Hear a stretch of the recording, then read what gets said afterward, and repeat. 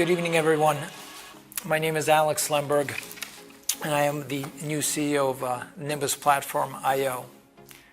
I want to start off this conversation by expressing my gratitude, my excitement, and my joy in Nimbus affording me the opportunity to become the CEO of Nimbus Platform. I want to take this time to allow you to get to know a little bit more about me, the strategies that we're going to be putting forth, and more importantly, how I approach these strategies. A bit of an introduction of how I came to Nimbus. So most of you may know that I took over as the CEO of Nimbus officially on October 1st, but that process began around 2 or 3 months prior to that date. And in that time, it wasn't a matter of negotiating my salary or my package.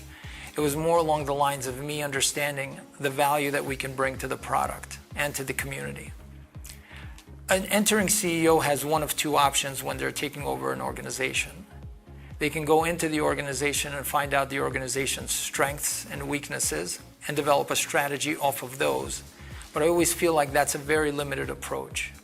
What I wanted to do is I wanted to understand what value we can bring to the blockchain community, to our existing community, and how we can leverage blockchain, NFTs, smart contracts, and this new technology as the world perceives in a way where we can build a company around that strategy. So that's the approach I took. Once I understood what that value was and what that strategy and approach should be, the next natural thing is to get to know the company. So in my first 2 months at Nimbus, I spent 5 weeks of those first 2 months traveling all over the world, meeting my team in Dubai, then meeting my team in Kiev. The best way to understand a company and the organization is to really speak and get to know the people, and that's exactly what I did, and I cannot express enough the value that our employees, our developers, and more importantly even our leadership brings to the table. The other thing I wanted to express is that these streams shouldn't be taking place once every 3 or 4 months. So what my team and I are going to organize is a monthly stream so that we can give you updates on a more regular basis and provide more transparency to the community as we are developing both technologies, strategic relationships, and marketing plans as we enter new spaces. Next slide. So a little bit of background on myself. The entirety of my career has been spent in the financial services space. Why is that kind of important? Well, I mean, it's been spent in institutional banking, in the capital markets, and more importantly to what we're going to be doing as a product, alternative assets. Now, a portion of that career was spent on the actual investment side. But what is infinitely more important is that it was spent on the actual technologies that make those organizations more efficient. Faster execution systems, new ways of creating executions, new way of supporting new products. That's very, very important because the advantage that gives my team and this community is that where most of the other participants in the blockchain space, they think that blockchain is a new technology, or decentralization is a new way of approaching technology, or distributed ledgers are absolutely new. We actually understand that these technologies have been around for several decades.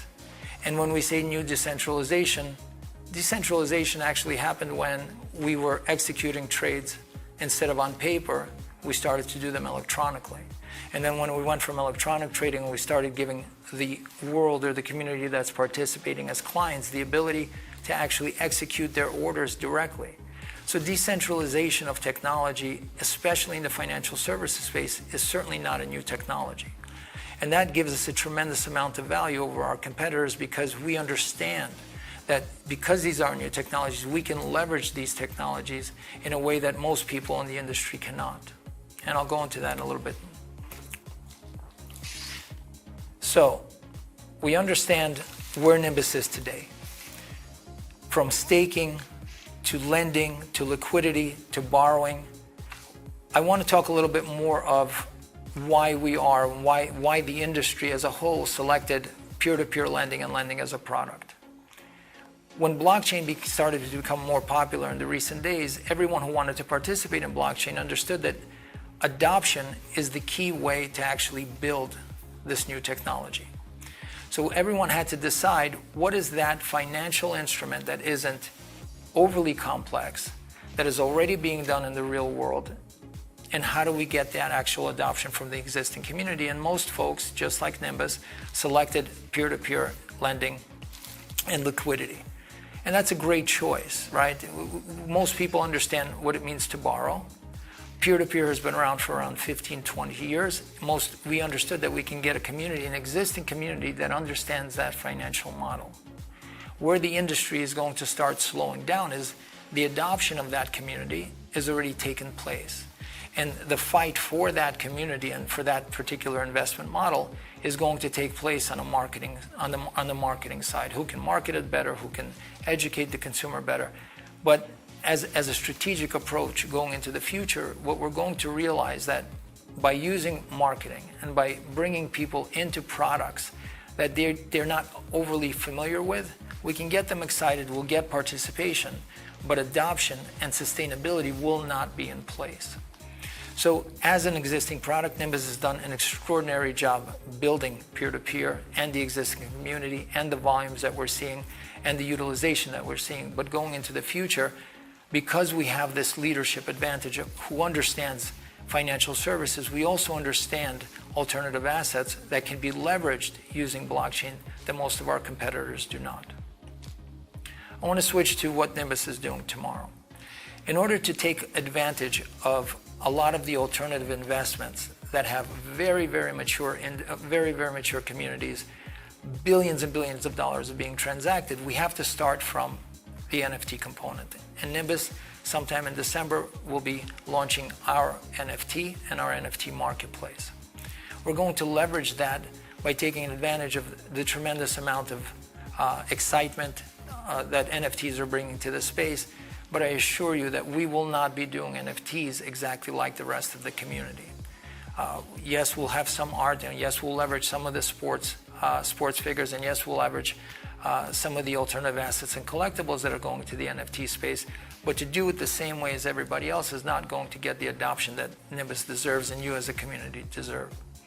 So even though I cannot go into complete detail of what the liquidity-driven exchange is, or how we're going to approach non-bankables, particularly in this session, I do want to start introducing you, and every single month as we come closer and closer to launch, I'll give you more and more insights on the product lines and the communities that we're going after. But I will tell you this.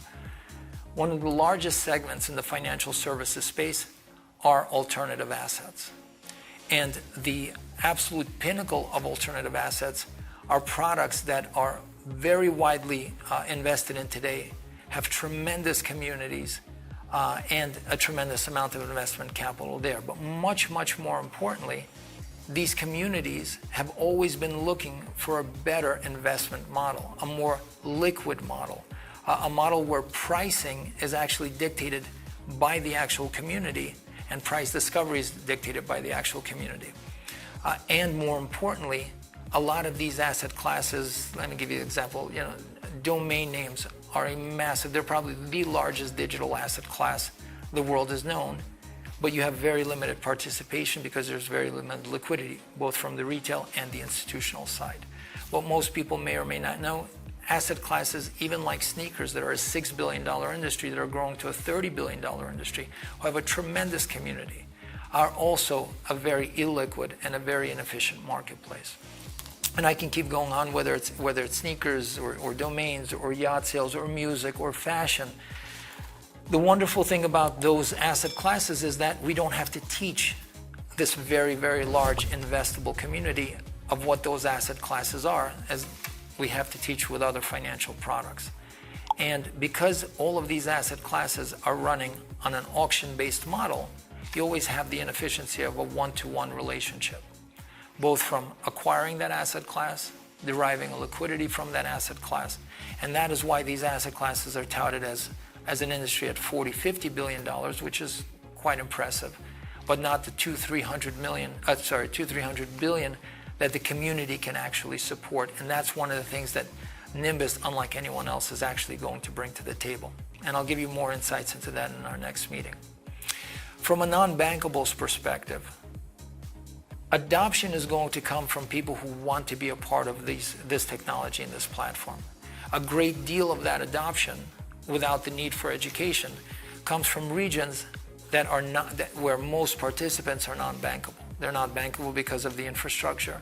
More importantly, they're not bankable based on having a lack of a centralized identification system. One of the things that Nimbus will be producing is a biometrics product, which will allow us to create a centralized identification system in many, many regions who are non-bankable and don't have that. By allowing us to do that, we will give access to blockchain and, more importantly, to Nimbus, to tens and tens of millions of people who already are trying to get onto the blockchain and actually participate. More importantly, beyond that, is we will be dealing with local strategic partners in order to alleviate the need for creating VPNs, giving these individuals a much easier way to create wallets, to fund those wallets, and then, much more importantly, giving them a sets of instruments that are going to be able to, that'll give them access to the blockchain and decentralized finance space without having the need for an education of any more complex banking systems or banking processes. By doing that, we will have sustainable adoption. You don't need to get people excited about products that they've already been investing in and transacting in for the better part of 15, 20 years. Now, also, by allowing for this liquidity marketplace, full liquidity marketplace to take place, what we're going to do is most of these industries, most of these alternative asset classes, because they deal on a one-to-one relationship and only on an auction system, there is no fractional ownership. Fractional ownership, just to give you an idea of what fractional ownership is, the equities markets, or even let's take it, for example, Bitcoin or any cryptocurrency, but let's take Bitcoin as an example. If Bitcoin could not be owned by many, many people in a fractional sense, but you had to buy one Bitcoin and no less, from a fractional perspective, Bitcoin would never reach $68,000. It would reach maybe $2,000, $2,500. If the investment into public equity companies wasn't allowed by a single share by share basis, you wouldn't have companies trading in multiples of 30, 40 times. If you take example of any equity-based company, let's say Caribbean Cruise Lines, they have a $24 billion market cap. Caribbean Cruise Lines or any company along those lines isn't really worth that amount of money, but because we give access and fractional ownership and many, many people instead of a one-to-one relationship participate, you start gaining the efficiencies of investor sentiment and allowing investors for different timelines to invest in a product. There are so many more things that I want to actually, provide you with insights into how this will actually change the global world of investment. How Nimbus isn't just going to leverage decentralized finance or the blockchain, but more importantly, how Nimbus is actually going to define this space by leveraging existing investable products and making them extraordinarily more efficient, more available, and considerably better priced than the current infrastructure allows. The other thing I wanted to touch upon is that myself and the majority of the leadership comes from a very organized financial services background, which means that our relationship, our understanding and knowledge of what regulation actually brings to an industry is phenomenal. We want to participate with regulators, but more importantly, because your leadership has such a great understanding of this space, we're, unlike everyone else, we're not burying our heads in the sand and hoping that regulation never comes into this marketplace. In fact, we know it should, and in many, many, many cases, we want to support that it actually does, but in a way that it doesn't slow down our innovation and participation and our global access, but in a way that we continue to help support regulation that actually protects the investment community. I've been a part of many, many products over the years, or many, many segments of the market over the years that have had zero regulation, and it has certainly not turned out well. Whether you think about what happened, with mortgage-backed securities or actual insurances on those credit default swaps. We understand how even institutions with tremendous amount of resources and knowledge, when you allow them to participate in a non-regulated product, how badly they can even hurt themselves, let alone the retail community. So we will do that. How are we actually taking the steps to get ahead of regulation? Not only are we working with regulators and local governments in many, many regions, we actually, in Bahrain, are now a registered, we're a registered financial entity, and we can actually do investment banking. Now, do we need to do that initially or right away? Not necessarily, but having that instrument in place doesn't only give us the ability to get ahead of regulation when regulation comes, but more importantly, we are now looked at as the thought leader and the driver for where we believe this technology in the financial services space should go.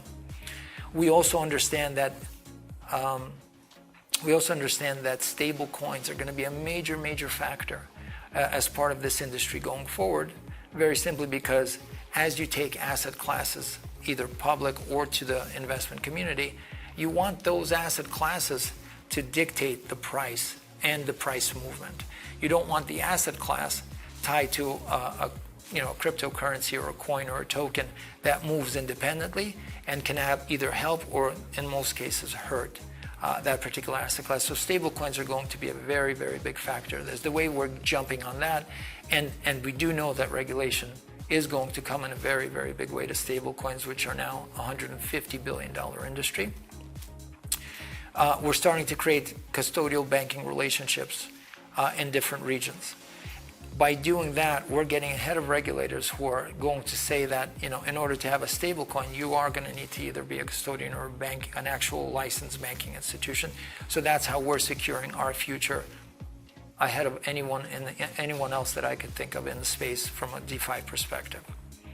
And we will continue to do that going forward, because we understand that unlike most people in the space who are trying to capture a specific use case, leverage it as much as possible from a marketing perspective, get in and get out, which does serve some purpose. To us, this is more of a marathon. To us, from a strategic perspective, we want to be part of this space for the next 50, 60, 70 years or more. And this is how you do it. You do it by not running away from the issues or the regulations that are going to be coming in place, but rather by being a part of them. I promise I will give you a lot more insight into what these things are at our next session. One of the things that I wanted to actually show you that to justify that our thinking is absolutely correct when we say that in order to grow this industry and to have sustainable adoption, you have to give future participants or incoming participants use cases and investment types or investment models or investment categories that they already understand. That if instead of leveraging marketing to try to teach someone to get into a space that is new to them, plus a new technology where they have to understand what's blockchain and what's a smart contract and what's a wallet and what's an NFT, and then whatever that product is, we're starting with use cases, massive alternative asset use cases that everyone understands and currently supports. The slide that you see in front of you, even though when you see NFTs in the news, right, or in the marketplace, everyone seems to talk about sports, metaverse, and games. Now, those are phenomenal because everyone thinks that, let's start with sports, the metaverse, and games, because everyone watches sports and everyone understands the metaverse and everyone understands the gaming. Where the problem is that they do understand these products, but they don't understand them from an investable perspective, right? So because they don't understand them from an investable perspective, what you're going to see is, as you look down the line, art is an understood investable product. Collectibles, just like we're saying with our liquid market exchange, we will make those asset classes, be they collectible cards, or this massively growing sneakers investment space, or domains, or anything else, whether it be fashion or music, etc. So organically, you see that the NFT market in the last 3 days is vastly, vastly larger in the collectible space and the art space, rather than what the rest of the world in this community thinks that the incoming users actually want and or understand. This proves to us that our strategy is absolutely correct, that we stick with things that we don't have to educate people on. We actually take those people who are already investing in this very inefficient marketplace and provide them with tools, be it an exchange or an IPO process, or much, much more importantly, give the investability into these products to the vast community that currently cannot do that because it's a one-to-one relationship. And this is a very, very good proving point. And on the next slide, what I'd like to actually show you is just to give you a slight idea of the size of the marketplace, the alternative asset marketplace that we're going after. You'll see that by 2031, it's predicted to be a $628 billion marketplace, except I do believe that that's wrong. Why do I think it's wrong? Because the current auction-based one-to-one relationship model that supports this marketplace, the fact that institutional capital cannot get into this marketplace, the fact that 95% of the retail community can't participate in this marketplace because they cannot buy fractional ownership of a single collectible asset. I believe that this number is grossly understated. When we actually provide, when Nimbus starts to provide the tools and utilities from an exchange perspective, from an IPO perspective, from the ability to actually create them as regulated securities, securitized products when the time comes, and then more importantly, from allowing an already educated, already invested community to participate in these products, I believe this number doesn't come in 2031. I think the number comes closer to 2025. And I also believe that Nimbus will be a major, major leader in making that happen, both from a regulatory perspective, utilization perspective, and from a PR perspective. Why do I mention PR?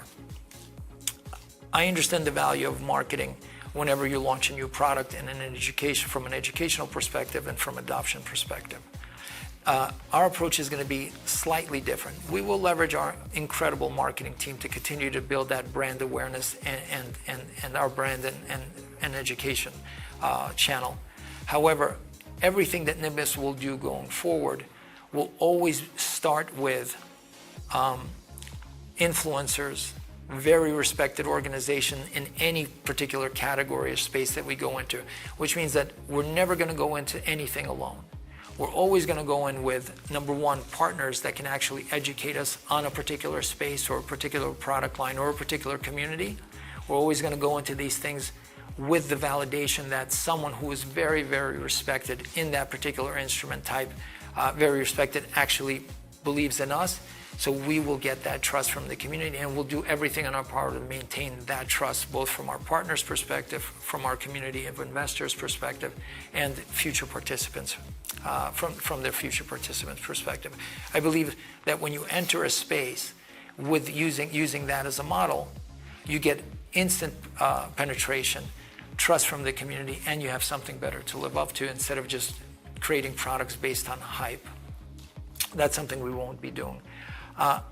I wanted to keep this initial stream session a little bit shorter. I certainly, once I have the ability to speak more in depth about what is this liquid marketplace going to do, how specifically, what is the size of those individual asset classes, what are the sizes of the communities, and then more importantly, the infinite amount of value add that we will provide with this new way of accessing those asset classes, we're certainly going to have longer and longer sessions. One of the reasons I'm not doing that now is because I want to make sure that I protect the community, and I want to make sure that I protect Nimbus's intellectual property, because certainly it's not just this community that's going to be seeing this message. So in order to do that, I have to be a little bit more secretive, but month over month, as we look to approach production for these asset classes and access to these asset classes, you'll hear more and more and more. I can tell you that we are shooting to get all of these things that I mentioned live in somewhere around the 90 to 100 day time frame, which is extraordinarily quick. A lot of that has to do with the tremendous job our technology team has done, both from our current product offering to the NFT launching in December, and then leveraging those NFTs and that marketplace in order to launch our next set of products. Why is it so incredibly important for us to do this, especially for the current community? You have to understand that as investors into what Nimbus is today, you're not just investing for your purposes to get a return, you're also investing in this space. And in order for you to reach a value return on your current investment, we need to build this community, and we need to bring adoption both to Nimbus and more importantly to the blockchain itself. And as that community grows, you have the ability to interact more with other parties in order to make more transactions, in order for Nimbus to drive more revenue, and then more importantly for you as a community to have more opportunities for your investable assets to grow. And that's exactly what we're actually doing. And I believe this plan is absolutely unique to anything that you will ever read or anything you'll ever see being performed by our competitors. We're very, very proud of it. And I know without a shadow of a doubt that I have one of the best technology teams, one of the best marketing teams, one of the best financial teams, and more importantly, one of the best leadership teams that can actually help us execute on products that very, very few other competitors or operators in the space have. Next slide. So, in conclusion, I know that there are a lot of questions being asked during this live stream. So what I'm going to task myself and the marketing team to do is we're going to list out all of these questions. We're going to answer all of these questions for you. And we will be publishing in very short order the answers to all of your questions in our Discord channel. I thank you very, very much for your time. And again, I want to thank you for the trust and the opportunity to allowing me to be your CEO. Thank you.